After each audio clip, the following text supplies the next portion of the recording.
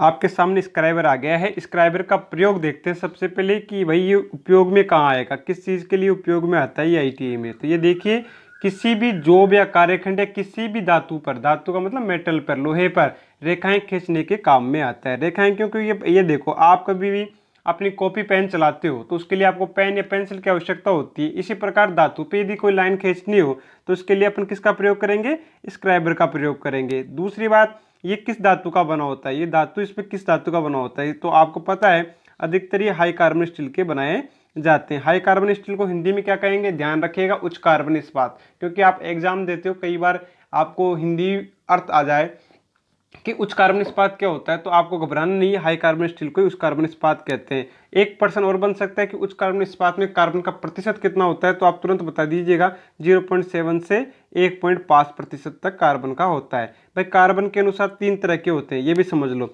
निम्न कार्बन इस्पात, एक होता है मीडियम, एक होता है हाई कार्बन इस्पात। ठीक है, 3 तरह के होते हैं, लो, मीडियम और हाई। तो इसमें हाई कार्बन का परसेंट कितना है, 0.7 से 1.5% तक कार्बन पाया जाता है।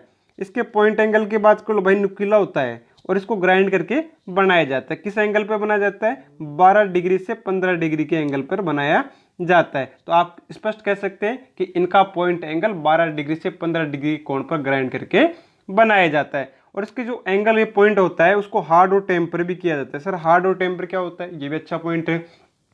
हार्ड यानी कठोर करना, और इसमें कठोर जब हार्डनेस की जाती है तो इसमें भंगुरता आ जाती है, तो इसके कारण से इसको टेम्परिंग भी किया जाता है, इसलिए हार्ड और टेम्पर भी किए जाते हैं। अब इसके 3 भाग होते हैं जो आपको दिख रहे हैं, एक है स्ट्रेट पॉइंट, एक हो गया ग्रिप, ग्रिप का मतलब होता है पकड़ने वाला स्थान जिसको अपन मजबूती से पकड़ सकें, और एक ये बेंड पॉइंट आप देख रहे हो कि ये मुड़ा हुआ भाग, ये कौन सा भाग हुआ, मुड़ा हुआ भाग, जिसको बोलते हैं बेंट यानी मुड़ा हुआ, स्ट्रेट यानी सीधा, ग्रिप यानी पकड़, मतलब मजबूती से पकड़ करता है। इस प्रकार से ये स्क्राइबर होता है। अब इसके पार्ट्स के बारे में आपने जानकारी ले ली, अब इसके टाइप्स ऑफ स्क्राइबर देखते हैं। तो सबसे पहला स्क्राइबर सीधा स्क्राइबर, कौन सा आ गया, सीधा स्क्राइबर, स्ट्रेट स्क्राइबर जिससे अपन कहते हैं।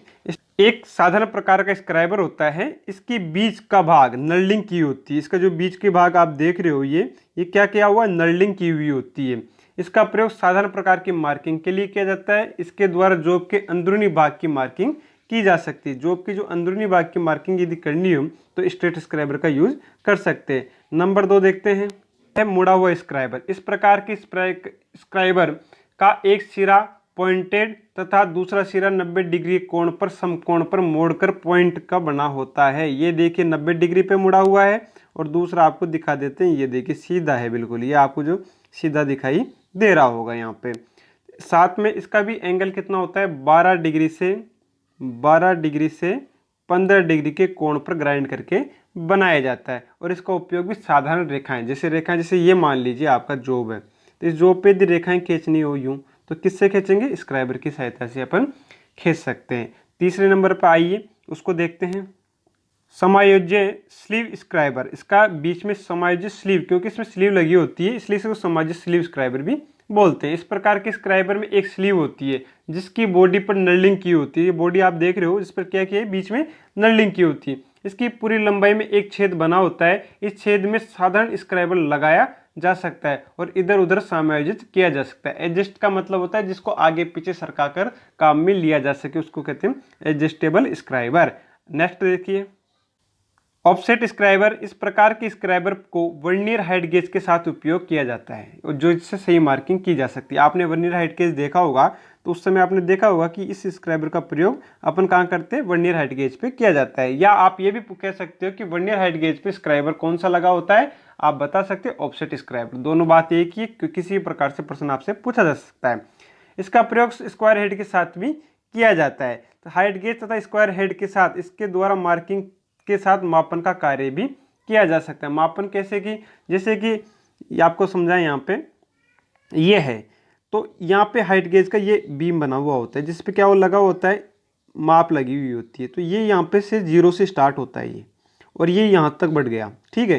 तो ये कोई जॉब यहाँ पे अपन ने रख लिया, तो ये कितना mm का है या इसकी हाइट कितनी है, तो यहाँ से बता सकते हैं कि ये कितना ऊपर खुल गया है। तो यहाँ पे जो मार्किंग आएगी उसके अनुसार अपन इसका बता सकते हैं कि मापन का कार्य भी कर सकता है। तो आपने 4 तरह के देखे, एक तो सबसे पहला देखा सीधा स्क्राइबर, दूसरा बेंट स्क्राइबर, तीसरा एडजस्टेबल स्क्राइबर और चौथा ऑफसेट स्क्राइबर जो कि आपके सामने रहा। तो इसको आराम से आप वीडियो को आप 2 बार देख लीजिए चाहे से, लेकिन आपको बिल्कुल क्लियर हो जाएगा। अब नेक्स्ट चलते हैं डिवाइडर की तरफ।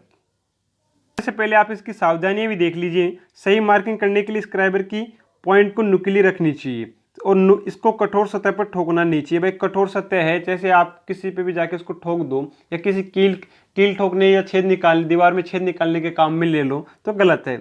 इसका प्रयोग करते समय नोक को पर कोर्क लगा देते हैं। इसका प्रयोग कठोर सतह पर नहीं करना चाहिए, कठोर सतह पर इसका प्रयोग नहीं करना चाहिए। मतलब ये पेन के लिए यूज रखो आप, कि लाइन खींचने के लिए या मार्किंग करने के लिए। जैसे सरफेस गेज पे भी इसका प्रयोग किया जाता है। जैसे आप लेथ मशीन पर यदि आपको बेलनाकार जॉब का यदि सेंटर निकालना हो तो ये सरफेस गेज पे जो बेंट स्क्राइबर लगा हुआ होता है, आप सरफेस गेज आपने देखी हो तो आप जाके हमारा नेक्स्ट वीडियो सरफेस गेज पे आने वाला है, उस पर देख सकते हैं कि उस पर लगा हुआ होता है। कि उस पर क्या होता है कि लेथ मशीन में जो बेलनाकार जॉब होते हैं उन पे सेंटर निकालने का भी काम करता है। इस प्रकार से ये सेंटर निकालने का भी कार्य करता है। अब नेक्स्ट चलते हैं डिवाइडर की तरफ। डिवाइडर भी एक मार्किंग टूल होता है। इसकी दोनों टांगे होती हैं जिसके सिरे पॉइंट धारदार होते हैं। देखिए कितने धारदार हैं, इसके पॉइंट क्या होते हैं, धारदार। एक भी किसका बना होता है, हाई कार्बन स्टील का। अब बार बार बताने की आवश्यकता नहीं, इसमें कार्बन का परसेंट क्या होता है, हिंदी में क्या कहते हैं, आपको पता होना चाहिए।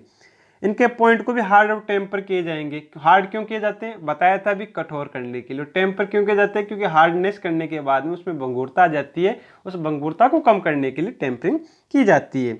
ये कार्य के अनुसार 100, 150, 200 mm के साइज में भी पाए जाते हैं। इनका साइज, सबसे पहले इसका साइज देख लीजिए।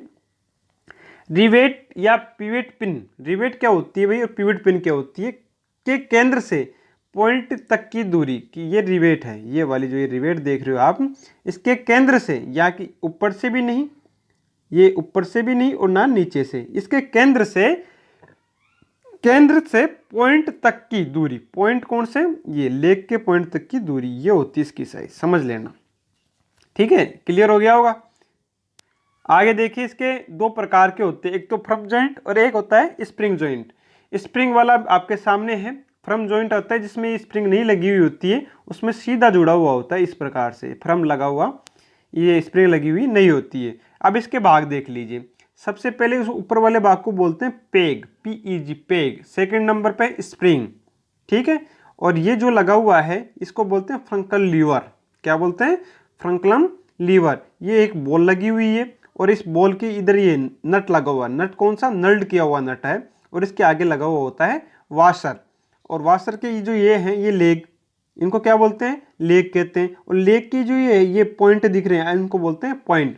और इसका साइज कहाँ से लिया जाता है, इस पॉइंट से लेके ये रिवेट के केंद्र के बीच की दूरी से इसका साइज लिया जाता है। आप इसको 2 बार देख लीजिए। इसको पेग कहते हैं, इसको स्प्रिंग कहते हैं, इसको फंकल लीवर कहते हैं, सॉरी फंकल रोलर कहते हैं। ये बॉल हो गया और ये नल्ड किया हुआ नट है, ये वाशर है, ये लेग हो गए, ये पॉइंट हो गया। और इसका साइज आपको पता है, पॉइंट से लेके इसके रिवेट के केंद्र के बीच की दूरी से लेते हैं। अब इसका उपयोग कहाँ पे आता है, उपयोग कहाँ पे आएगा, डिवाइडर का उपयोग किसी जॉब पर पद कार्मिक करने के लिए किया जाता है। आपको समझ में नहीं आया होगा तो आप समझिए। जैसे कि ये पॉइंट है, जैसे कि एक ये जॉब है, ठीक है। इस जॉब में क्या करते हैं, अपन को 2-2 mm या 10-10 mm का कुछ भाग काटना है, तो 10 mm इनको खोल लेंगे। कितना खोल लेंगे, 10 mm। 10 mm खोलने के बाद में इसके द्वारा यूं रेखा खींची जा सकती है, फिर 10 mm की, फिर आगे 10 mm की, फिर आगे 10 mm की। तो ये क्रम वाइज इसको बांटने का कार्य भी करता है। इसका किसी जॉब की सतह पर चाप लगाना हो, वर्त खींचना हो या वर्तखंड खींचने के लिए काम में भी आता है। जैसे इससे अपन, जैसे आपने प्रकार का यूज किया होगा कभी, तो इस एक पॉइंट यहाँ रख लो और एक पॉइंट से ये घुमा दो, तो वर्त खींच सकता है, किसी भी प्रकार का चाप खींच सकता है। और साथ साथ अभी खिंची हुई रेखा को बराबर भागों में भी बांटने का कार्य करता है, जो कि मैंने आपको भी बताया था कि कोई रेखा खींच ली, इसको 5-5 mm में बांटना है, तो ये बांटने का कार्य भी कर सकता है। कैसे कर सकता है, एक पॉइंट यहाँ रखा, एक ये रखा, फिर अगला पॉइंट यहाँ लिया, फिर ये खींच दिया, फिर यहाँ से यहाँ पे एक पॉइंट रखा, फिर ये खींच दिया, तो ये बराबर भागों में भी बांट सकता है। बस इसकी सावधानियां को भी आपको आवश्यकता होती है कि सावधानियां क्या रखें इसके लिए। इसका जो तेज धार वाले होने चाहिए, इसके जो पॉइंट है वो कैसे होने चाहिए, नुकीले और तेज धार वाले होने चाहिए। पॉइंट को घिसने से बचाने के लिए एक साथ ग्राइंड करना चाहिए ताकि छोटे बड़े नहीं, भाई देखो छोटे बड़े होंगे नहीं, ये मान लो थोड़ा सा छोटा है यहाँ तक ये, तो ना तो आप सही से खींच सकोगे, तो इसलिए इसकी परिशुद्धता भी जरूरी है। तो इसके लिए आपको इनको ग्राइंड करने के साथ साथ इनको बराबर साइज में रखना चाहिए और कटिंग टूल्स के साथ मिलाकर नहीं रखना चाहिए। कटिंग टूल्स के तो साथ तो मतलब आपको जो भी मार्किंग हो जा रहा है, कौन से मार्किंग हो जा रहे हैं उनको कटिंग टूल्स के साथ नहीं रखना चाहिए, या तो आप क्लियर कर लो। उपयोग में ले लें तब इसको तेल लगाकर वापस रख दो। और फर्म जॉइंट कैलिपर की रिवेट ना तो अधिक कसनी चाहिए और ना ही ज़्यादा ढीली करनी चाहिए कि भाई आप बार बार इसको खोलोगे कसोगे तो उससे क्या हो जाएगा, वो खराब हो जाएगा। और जब भी आप मतलब एक जगह टॉर्क रखना चाहो उसको मजबूती से, तो वो रह नहीं पाएगा और आपका कार्य गलत हो जाएगा। तो अगला देखते हैं ट्रेमल। ट्रेमल भी एक मार्किंग टूल होता है। इस्पात की छड़ की रोड लगी होती है, जो आपके रोड देख रहे हो, ये जो रोड देख रहे हो ये किसकी है, इस्पात की, मतलब स्टील की है। इस बीम के ऊपर दो स्लाइडिंग हेड लगे होते हैं जिसको इधर उधर खिसकाया जा सकता है क्या, ताकि उनको आगे पीछे किया जा सकता है। स्लाइडिंग हेडों को कसाने के क्लैंपिंग नट लगे होते हैं। हेडों के साथ स्क्राइबर फिट होते हैं। हेडों के साथ क्या होते हैं, स्क्राइबर फिट किए हुए होते हैं। इसका समायोजन में पेच लगे होते हैं। कार्य के अनुसार ये भी 150 से 500 mm तक पाए जाते हैं। ट्रेमल का उपयोग सबसे बड़ा होता है। सबसे अधिक पूछे जाने वाला प्रश्न यही है कि ट्रेमल का यूज कहाँ होता है। इसका यूज सबसे ज़्यादा बड़े साइज के जहाँ पे वर्थ खींचने हो, छोटे साइज के लिए डिवाइडर यूज कर सकते हैं, और बड़े साइज के जहाँ पे वर्थ खींचने हो वहाँ पर ट्रेमल का यूज किया जाता है, जो कि डिवाइडर से नहीं खींचा जा सकता। डिवाइडर की एक सीमा होती है जहाँ तक खींच सकता है, लेकिन ट्रेमल जो इसको आगे पीछे सरका के इन दोनों को अपन खींच सकते हैं, ठीक है। और इसके द्वारा जॉब से ली माप को स्टील रूल की सहायता से ज्ञात भी किया जा सकता है। कैसे कि जैसे आपने ये माप ले ली, इस पॉइंट को 0 पे रखा और इसको यहाँ पे रख लिया कहीं पे भी, तो इसको फिर स्केल स्टील रूल पे जाके आप पढ़ते हो, पाठ्यांक लेते हो, तो आप इसमें माप भी ले सकते हो। एक अच्छे ट्रेमल पर की बीम पर mm के भाग भी अंकित होते हैं। इसके ये जो बीम है इस पे किसके भाग होते हैं अंकित, mm के या इंचों के भाग भी अंकित होते हैं। अब इसके थोड़े से आप इसके पार्ट्स देख लीजिए, पार्ट्स कौन से होते हैं, तो आप ये तो जानते ही होंगे, इसको पॉइंट कहते हैं। सबसे पहले ये देखिए इसका क्या नाम होता है, बीम होता है। और साथ के साथ यहाँ पे जो ये दो देख रहे हो इनको बोलते हैं चक। क्या बोलते हैं, चक बोलते हैं।